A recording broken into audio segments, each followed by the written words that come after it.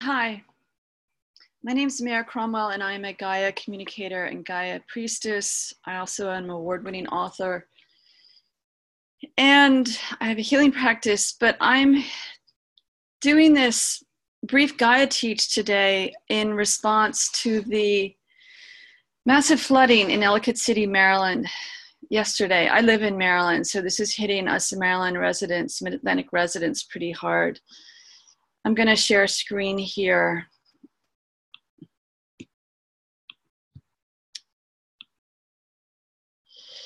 So this is the second time in less than 2 years that Ellicott City, which is a very historic area in Howard County in Maryland, pretty close to Baltimore and Columbia, north of DC.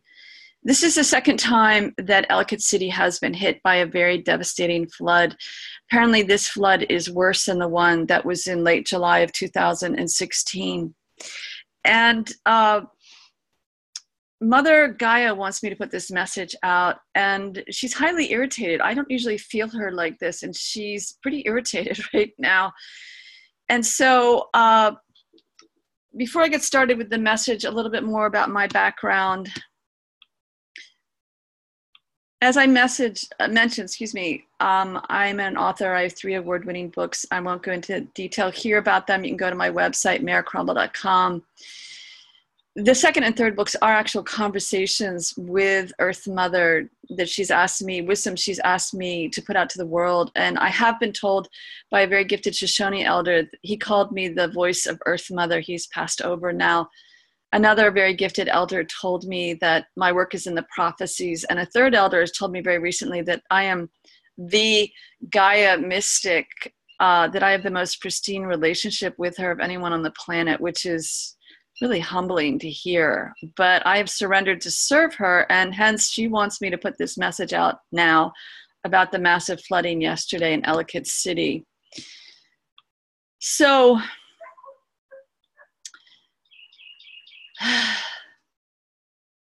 Ellicott City is a really lovely historic, or was, it still is historic, very damaged, quaint village in Maryland. And it is most of it at the bottom of a valley.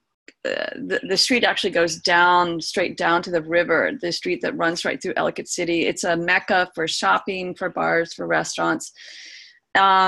It's a go-to place for a lot of people for socializing. And it's got a lot of paved land surfaces in the watershed. And you know what happens when you pave over land and it rains really hard? The water has to go downhill on the paved surface and can't go into the ground. So this is point number 1 that Mother Gaia wants me to put out right now. She's going to be talking through me part of this time. I don't really have notes from her like I used to do of what her message is, and then I'd read it. No, she's going to talk through me. She is, she's really kind of in a place of it's time for tough love. And I think a lot of people know that, but what they don't really realize in that is she doesn't want to punish us. Mother Gaia does not want to hurt us or punish us, but she wants us to wake up. And Ellicott City is a classic case in point of how we're not waking up. There was this huge flood in the same streets. 2 people died in 2016. They called that a 1 in 1,000-year flood then, late July. I was actually driving in my car on the highway, just literally 2 miles, if that, maybe a mile as the crow flies south of that flooding. I was in that rainstorm on Route 100, if people know those roads there in Maryland. And I had never been in such torrential rainpour in my car. And it was dark. It was pouring. We were crawling on the road, those of us on the road. And I can communicate, as I can communicate with Mother Gaia and communicate with the nature spirits and the elementals. It's one of the gifts that I have in my work as a mystic and a Gaia communicator and priestess. So I actually put a call out to the elementals while I'm in my car crawling at 25 miles an hour in this torrential downpour. I mean, it was really scary. And I said, hey, can we have a break here in the weather? Is it possible? I mean, not that they would listen to me, but I thought I'd try. And the response I got from them was, no, this is necessary. We need to do this level of storm and rain. The people need to experience this. It's a wake-up call. And this was in 2016. And I went, okay, that's what they said. And I drove very carefully for the rest of the trip. And it took me like 4 hours to get home, what would ordinarily have taken me an hour, maybe in 10 minutes. So fast forward to yesterday. There has been probably millions of dollars spent to repair all the buildings that were flooded in July of 2016 with the massive flood in Ellicott City then. And we had another storm yesterday. I mean, I live west, 30 miles west of Ellicott City. I mean, I saw the storm moving over and I wondered, well, we only got a few drips here. You know, it's a thunderstorm. I had no idea until I opened up Facebook that people were starting to say they were safe. They live in Maryland, they're safe. And I'm like, what are they safe from? And then I looked at the pictures and the stories and went, oh my gosh. So there was another flood in Ellicott City. Now, this is what Mother Gaia wants people to understand. You guys, okay, this is her speaking through me. She's like, you humans need to get a clue. You have to get a clue. Because you continue to pave over me and expect there to be less flooding.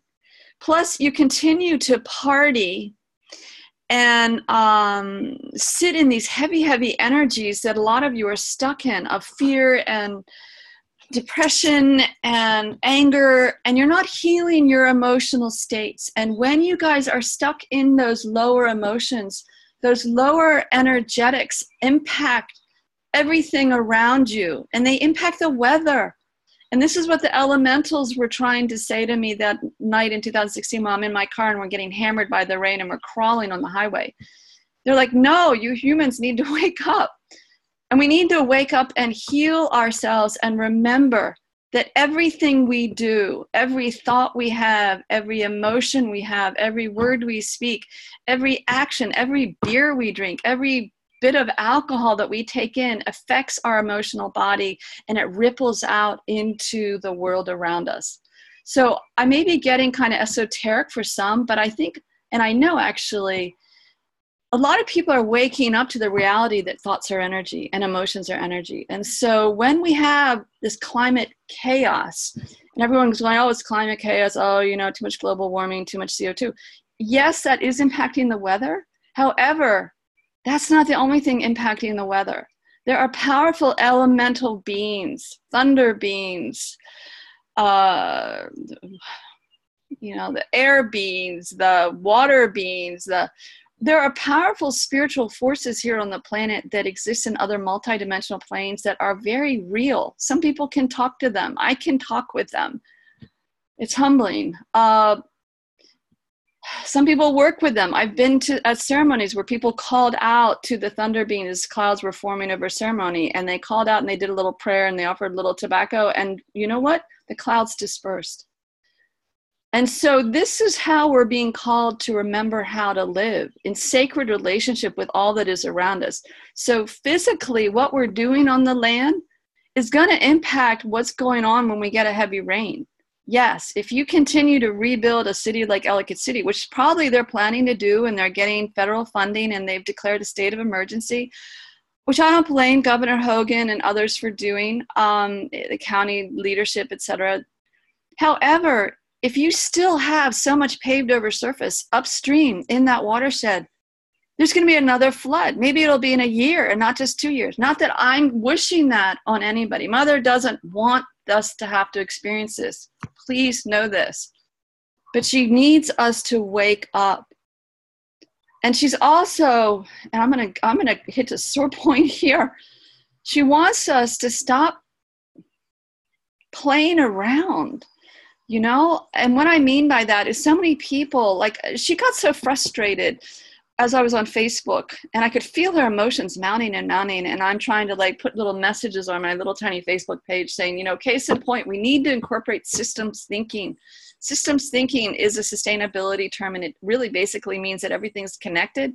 So if you pave over the upstream part of this watershed and you get a lot of rain, then you're going to get a massive flood, because that's systems thinking. And our society is so not taking into account systems thinking with what we do on the land and how we act and how we build and how we remove forests and how we fill in wetlands. And we have forgotten the value, most of us. We've forgotten the value and the significance of these ecosystems within our biosphere and within the overall health of the planet. So Mother, I could feel her emotions mounting in me as I was on Facebook trying to do these little like case in points about why this flood happened again. And then she's like, you need to get off Facebook. All these people are on Facebook and all they're doing is sharing the images of the flooding. The images are going all over the world. And we look at it and we go, oh, this is terrible, let's send prayers. And then we go and cut another tree the next day, or we pave another parking lot later that day, or another part of the world fills in a wetland. So long as we don't wake up, and so long as we spend a lot of time frittering on social media, sending pictures of what we had for dinner, or what our backyard looks like, which could be beautiful, don't get me wrong. Mother's like, what are you doing? I love you, come home to me. I need all of you on board, because there's a new world coming in right now, and all of you are here. Your souls chose to be here. I need all of you here to help me birth this new world. And I don't need you frittering your time on Facebook, and especially venting the way so many people do on Facebook. Because you know what? All those energetics on Facebook where people are venting and being hateful and mean to each other, which happens on a lot of pages that I don't go to because it upsets me. All of that is energy that's going out into the fields of energetics around the planet. And you know what? It's impacting our weather too. The elementals are being affected by that. So please come home to Mother. Wake up. It's all energy. And we can live our lives from a much deeper place of joy and love and connection with Mother. And there's so many ways to live sustainably. You can Google that all over the internet. You can get books.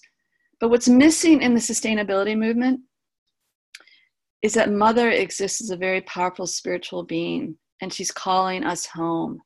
And all of these multidimensional beings of nature, spirits, elementals, even fairies, they exist.